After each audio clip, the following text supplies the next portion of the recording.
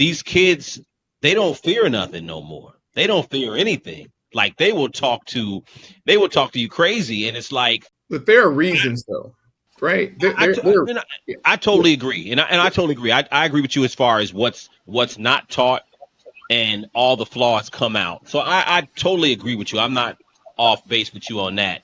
yeah. Um, I'm but not I, even talking but about I, the talk part, though. I'm not talking about that. We have to remember, and I pulled it up because I wanted to remember the mm, 19. It was a case in the 80s of a 12-year-old boy who was allowed to divorce his parents. Yes, I remember And that. I believe that was part of the cultural shift that started to empower kids. So much so that now the law shifted where you Mhm. made teachers the saviors of black kids. If they saw a mark on their forearm, you get to call up to the school, have the parent arrested in front of the entire school, carted off the court, and now the parent has to pay for parenting classes. It but happened to a friend black of parents mine. don't care about that. Oh yeah, they do. You know why? Because a friend of mine had to pay a lawyer $18,000 to beat Really? the case of her son who jumped on her 9-year-old daughter and beat her to a pulp. And when she got home, she threw that dude all over that house and broke everything she could with his face. Wow. So he gets to school, he's got a mark on his shoulder, and the gym teacher, Well, what her, happened? her Well, her you her know, my first mom. mistake was letting him go to school. She should have kept him home until he Yeah, healed. but I'm saying this kid also pushing dope in high school. Mm, And so now the teacher who called the mom up there for a parent conference set her up to get arrested. damn, that's crazy. So now mom, the kid has to go stay with grandma.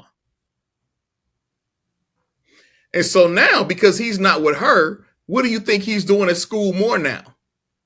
Yeah. Cutting the rug, acting like a complete fool. And what if the teacher say 6 months later, well, I'm sorry, Miss Such and Such. I didn't know. It's because you're trying to be a hero. And so when the minute they decided, I had a cousin DCFS. She was like, "Yo, if you got discipline, cuz I'm gonna tell you the way to do it, so you make sure you don't leave no marks."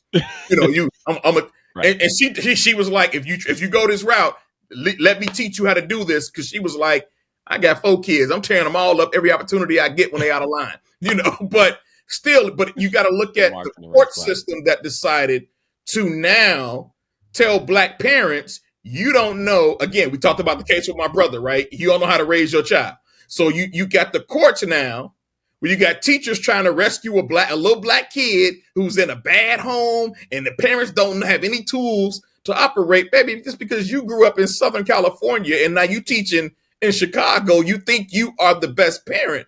And so you got a court system that now operates against parents.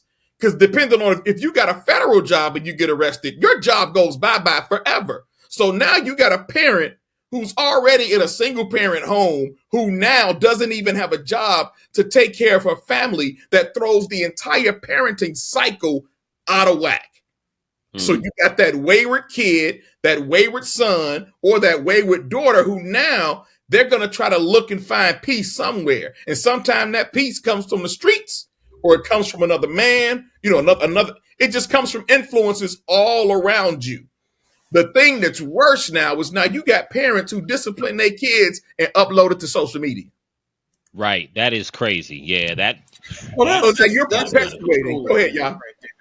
That's just some foolishness, and this is the reason why conversation is and communication is key to disciplining your kids. Whether you use physical discipline or not, there has to be dialogue.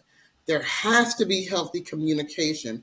Otherwise, beating them is not the end all be all. That's not the solver of the problems. Without that solid communication, you are losing.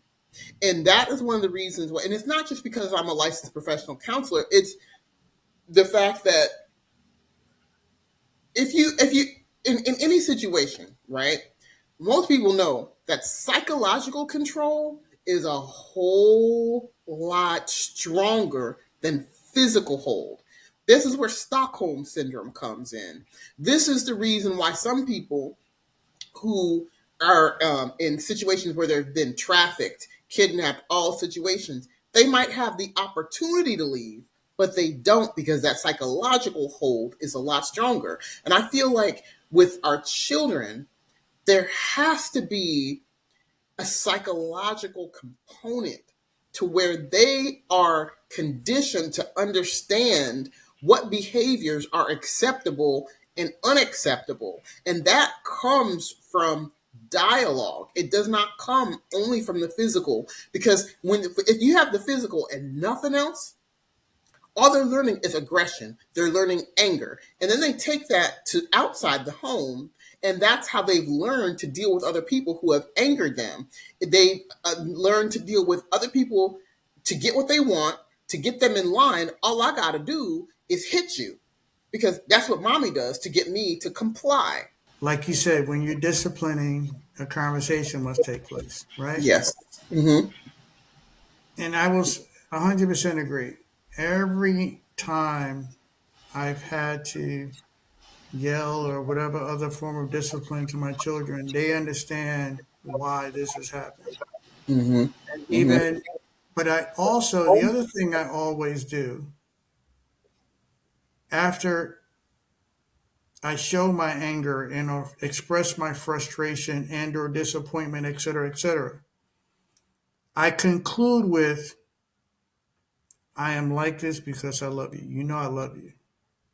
I said, how many things do you care? Do you get happy, sad, this, that, and about that you don't care about? Nothing. I also. So that part is important. So now my question to you is: you taught her a lesson, unbeknownst to you. You was teaching her a lesson in the back seat. She got that lesson. She's not gonna forget that lesson she got because that was a serious lesson, especially as passionate as you was. What, if anything, did you say to express to her that your action or response to that or whatever was not the correct one to take on, etc. So on? Well, Or did sometimes you do like that? Did you do I that? did. Did I you? always do that. When I if I yell and I because typically if I'm yelling and I usually feel guilty about it, like oh I shouldn't have yelled or that was too loud or that was too much. I usually feel very guilty. But even when I don't feel guilty, I always say something afterward. If it's too much, I'll always say, you know what, mommy's sorry that I yelled. That was a little too loud. I'm sorry about that because I also want to relay the message. Hey, if you make mistakes, if you feel like you did something wrong, it's okay to apologize. Mommy's modeling that behavior by apologizing to you. I can humble myself and apologize to my children, and because we didn't get apologies. When our parents did something that they probably shouldn't have done, they're not gonna be like, "Oh, well, sorry about that." No, I humble myself and say, you know what, mommy's sorry. Mommy's sorry that I yelled. That wasn't right. I shouldn't have yelled. Mommy got a little too upset. Or I say, mommy yelled because do you understand why I said what I said? You know, and I'm yelling because X, Y, and Z. In that situation, what I told her was, okay, Sarai, you know, I don't, that's not appropriate language for you as a child. Okay. I don't want to hear that. Don't use that language. I said, mommy ended up getting a little too upset because that guy was acting really crazy, but that's not the appropriate way to deal with that. Because I don't want to be a hypocrite, but I also it's hard. It's a fine line.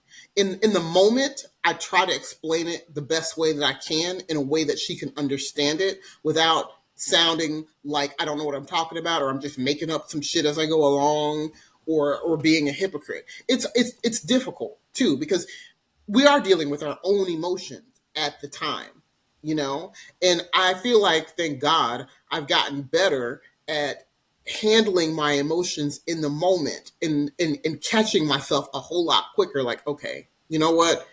You need to calm down. This guy has driven off, you know, and he's going on about his day, I'm not going to go follow him. I'm not going to go do nothing crazy. I'm not, especially with my children in the car, I'm not going to play around. I think that's probably what made me even more angry, because it's not like I wasn't brake checking him. I wasn't driving slow on purpose. I'm driving the regular speed limit. There's cars in front of me. We're just going down the road. And this guy's driving crazy, reckless. That's why he decided to drive into oncoming traffic just to go around everybody else, because he's got whatever he's got going on. He's cussing everybody out. But I said, you know what? I need to check myself and watch my behavior, so that if my children start acting like that, then that puts me in the position to discipline them.